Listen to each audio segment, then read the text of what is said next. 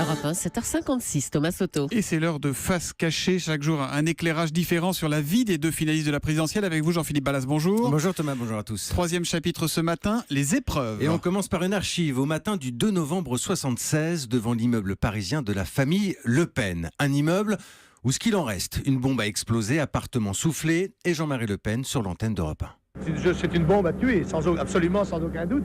C'est d'ailleurs l'avis des services de police.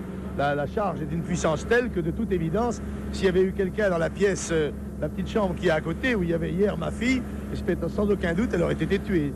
Jean-Marie Le Pen, en 1976 sur Europe 1, il n'y avait pas eu de victime. Hein. Non, mais une vie qui change radicalement pour Marine Le Pen. Elle a 8 ans, assise sur son lit, des débris de verre tout autour.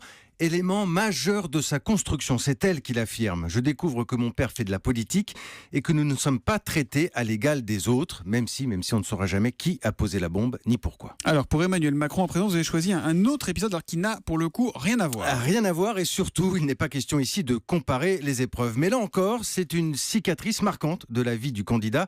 Les débuts très contrariés de son histoire avec Brigitte Trogneux. À l'époque, il a 16 ans, elle est mariée, elle en a 40. Franchement, on a un peu tout dit, tout raconté sur cette histoire, non Jean-Philippe? Vous n'avez pas tort Thomas, mais ce qui m'intéresse ici, c'est surtout la façon dont Emmanuel Macron lui-même en parle publiquement et un peu comme d'une épreuve. Écoutez bien cet extrait de meeting, c'était à Lyon. Alors qu'on nous expliquait que cela ne se faisait pas, que ce n'était pas possible, que ce n'était pas fait pour nous, qu'il fallait respecter des règles, des ordres établis et aller chercher le bonheur ailleurs, ce sont ces mêmes sentiments qui nous ont fait, avec Brigitte, nous aimer, vouloir, bâtir.